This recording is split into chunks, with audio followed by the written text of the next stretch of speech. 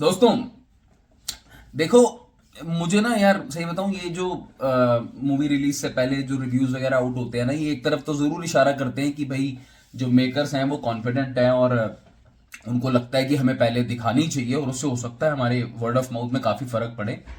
But at the same time जो reviews out होते हैं ना, वो कहीं ना कहीं थोड़ा मुझे कॉन्फिडेंस कम रहता है। इसलिए मेरी कोशिश ये रहती है कि ठीक है देख लो, बट इवेंचुअली आप पहले मूवी देख कर आओ एंड देन डिसाइड करो कि मूवी का जो है आपको वो वर्थ द हाइप वाली चीज चल रही चल रही। दुलकर सलमान साहब जिनकी स्क्रिप्ट सेंस काफी अच्छी है, एक्टिंग काफी नेचुरल है। हिंदी मूवी में भी आ चुके हैं, एक चुप मूवी आई थी उसमें आए थे, मतलब बहुत अच्छे एक्टर है, मलयालम एक्टर है।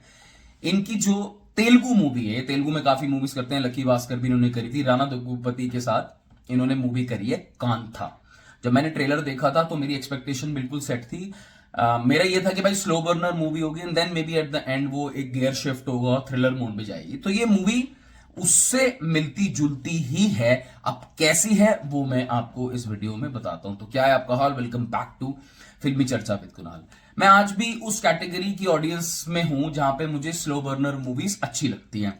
वो मूवीज जिसमें मैं दुनिया में खो जाऊं, वो मूवीज मुझे बहुत अच्छी लगती हैं। ऐसा नहीं है कि मैं और टाइप का कंटेंट कंज्यूम नहीं करता या मैं over the top cinema, action scenes, comedy, horror वो सब नहीं देखता, बट आज भी मुझे उन मूवीज से लगाव है और मुझे देखने में मजा आता है जहां पे मैं बैठूं एंड देन स्टोरी के थ्रू ट्रेवल कर लूं, चाहे थोड़ी स्लो हो। देखिए भाई, कांता जो मूवी है राणा दुग्गुपति की और दुलकर सलमान की, ये कहानी है मिड 1950s के तमिल सिनेमा के अंदर। So it's a film about a film समझ रहे हो, ये पूरी फिल्मी दुनिया दिखाई है।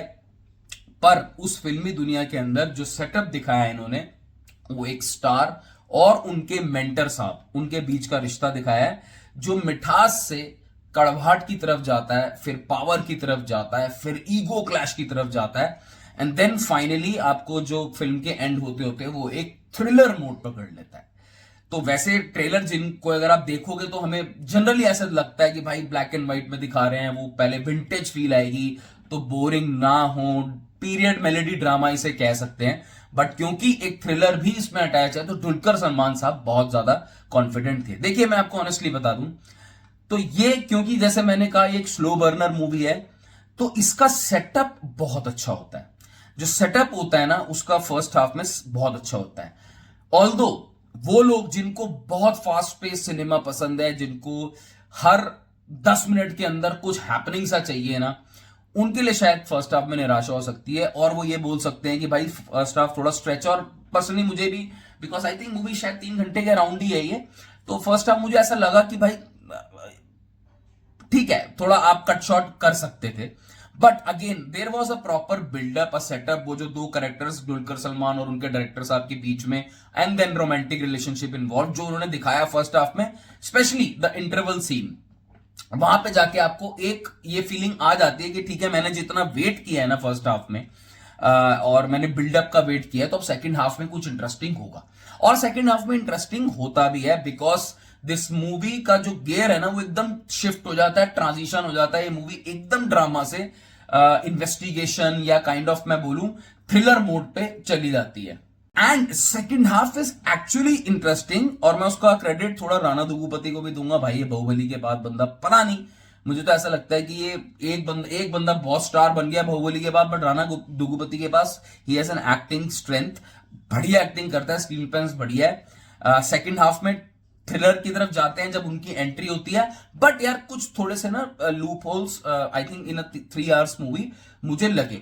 मैंने इस मूवी को जरूर इंजॉय किया, मैंने फ्रेम्स को बहुत इंजॉय किया, मैंने टेक्निकली मूवी बहुत बढ़िया थी, ब्रिलियंट थी। देन जो जेक्स बिजॉय का म्यूजिक था, बैकग्राउंड म्यूजिक, वो एक जेक्स बिजॉय का म्यूजिक लगता है कि बिल्कुल घुल गया है सिचुएशन के साथ। वो ऐसा नहीं है कि कुछ हवाबाजी करने के लिए अपना बैकग्राउंड म्यूजिक देता है, वो बिल्कुल सिचुएशन के साथ एकदम एप्ट होता है। बट ऐसा जरूर है कि इस मूवी को देखो, ये सबकी अपनी पर्सनल राय होती है, जैसे 4.5 स्टार निकल रहे हैं मूवी ऑफ द ये वो फलाना, उतना मुझे स्ट्रांग नहीं लगी। But at the same time Dulquer Salman की एक्टिंग बहुत बढ़िया है भाई, बहुत अच्छी एक्टिंग करी है बंदे ने। छोटी छोटी डिटेल्स जो पकड़ी है ना एक्टिंग के अंदर, मतलब कुछ कुछ सीन्स ऐसे थे, because he is playing a star himself, कि आपको सच में पता नहीं चलेगा कि ये जो गियर शिफ्ट हो रहा है ना इसका, from a performer to actual scene में जो एक्टिंग कर रहा है वो जिस तरीके से आपने ट्रेलर में भी सीन देखा होगा लास्ट में, वो इतना इम्पैक्टफुल है, मतलब ये और इनके फादर साहब की दोनों की एक्टिंग बहुत बड़ी है, और दुलकर सलमान की स्क्रिप्ट सेंस भी बहुत अच्छी है। हालांकि कुछ लूप होल्स थे मूवी में, मैं तो अपनी पर्सनली तो मैं नहीं आपको बोल सकता भाई ये मास्टरपीस है ये, but it was worth watching. और टेक्निकली मूवी बहुत ही, फ्रेम्स वर एक्चुअली सेलुलॉइड। वो जो मिड 1950s का सेटअप दिखाया था ना, आप you will travel through the story, आपको थोड़ा सा लंबी लग सकती है, थोड़ा पेशेंस आपको दिखानी पड़ेगी, end of the movie you will enjoy also. But मैं इसको ये जरूर कहूंगा कि राइटिंग में कहीं ना कहीं मुझे ऐसा लग रहा था कि नहीं, ये कुड हैव बीन बेटर वाली फीलिंग मुझे आ रही थी। तो अब मैं, मेरे हिसाब से मैं इसको अभी वर्थ वॉचिंग वाली, गुड वाली कैटेगरी में डालूंगा। एंड आई थिंक अगर मैं अभी 3 सवा 3 के आसपास दे दूं, and specially for Dulquer Salman and his acting skills, बहुत बढ़िया एक्टिंग करी है भाई, नेचुरल एक्टिंग, मिड 1950s वाली, इंपैक्टफुल ऐसी एक्टिंग। इवन उनके डायरेक्टर साहब हैं, उनको मुझे नाम नहीं पता, उन्होंने भी बहुत बेहतरीन काम किया, लड़की ने भी अच्छा काम किया।